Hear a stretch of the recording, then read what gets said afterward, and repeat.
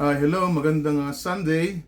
At ngayon ay tayo huli makikinig ng Ebanghelyo. Ako yung damit ko sikip na. O walang damit kasi ang damit ko rito po mga pang winter, yung jacket, malaki. Anyway, pag nagkano. Anyway, teka, wag na natin i-play, ikwento ko na lang, tapos basahin niyo na lang. Yung pagbasa tungkol sa isang bad na hukom, yung masamang hukom na siya ay naiinis dun sa baing balo na katok ng katok sa kanyang pintuan.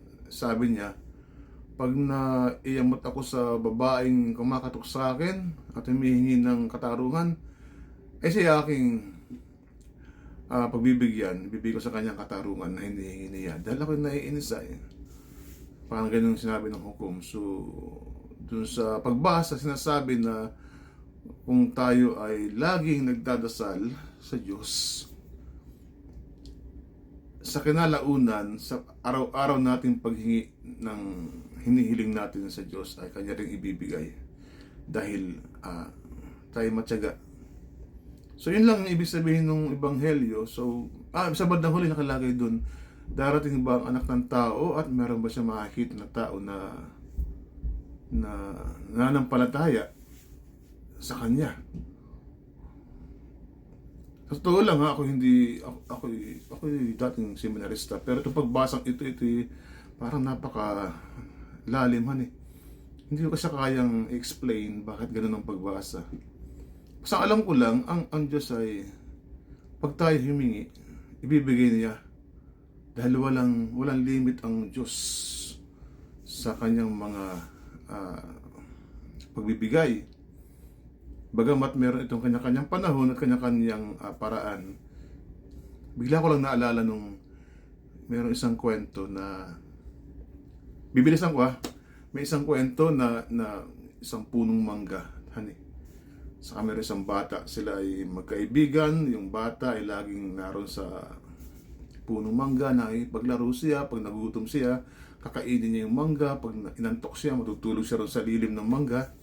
Tapos yung mangga naman, papaypayan siya ng kanyang mga dahon. So napakasaya ng buhay ng bata at napakasaya rin nung punong mangga. Pero siyempre yung bata lumalaki. Dumating ang araw, sabi ng bata ron sa mangga, kaibigang mangga, bibilisan ko to. Kaibigang mangga, kailangan ko ng pera. At ako na may lumalaki na, wala akong pera. Sabi ng mangga, ay kunin mo itong aking mga bunga at ibenta mo sa palengke. So yun ang ginawa ng bata, nagkaroon ng pera. Pero sabi ng bata ulit, paglipas ng mga araw, gusto ko ng bahay. Sabi nung punong mangga is, kunin mo ang aking mga dahon, putulin mo ang aking mga sanga, at gawin mong bahay. So yun ang ginawa nung bata. Nagkaroon ng bahay yung bata. Pagkalipas naman ng araw, sabi nung bata is, alam mo, yung kung tumanda na dito lang ako sa lugar na ito, gusto kong maglakbay sa malayo sa karagatan, pero wala akong bangka. Sabi nung punong mangga, putulin mo ang aking katawan, yung katawan ko gawing bangka. So yun ang ginawa ng bata. At ginawang bangka yung katawan ng mangga at naglakbay. At lumipas ang mahabang panahon, hindi na bumalik. Yung mangga, yung ano na lang yun, yung ang tawag sa atin yung tuod. Ewan ko sa English anong tawag doon. Yun na lang yung natira. Hanggang dumating ang mahabang panahon, tumanda na yung bata, tapos wala na siyang pupuntahan, bumalik siya sa punong mangga. Sabi ng punong mangga, wala na akong kayang ibigay sa iyo kasi lahat akin ang naibigay sa iyo. Sabi ng bata, ako'y matanda na at ako'y pagod na pagod. Gusto ko lamang maupo. Sabi ng punong mangga, halika sa akin tuod at maupo ka at magpahinga. So, paano ko siya iugnay sa pagbasa?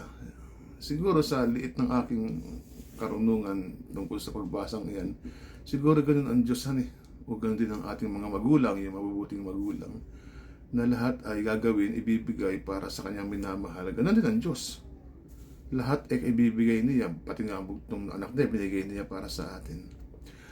Hanggang dun lang, at wala na tayong pag-uusapan pa dahil ayaw ko namang, ewan ko ba, parang ayaw ko nga mag-video.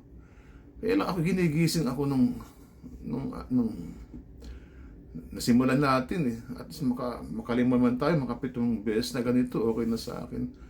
So, 24 hours, 7 weeks, 7 days a week.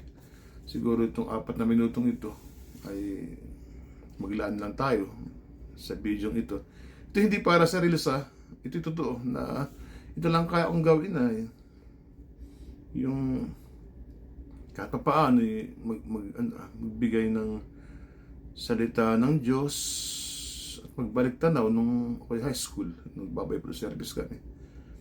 Yun lang ha, ito yung walang pusta, ako hindi nagpapakabanala, ako'y napakasamang halimbawa ng pagiging isang tao. Ako'y hamak lamang na ganito lang ako. Ano yung matanda na siya, nagkakauban. Hayaan mo itong magpapakulay na.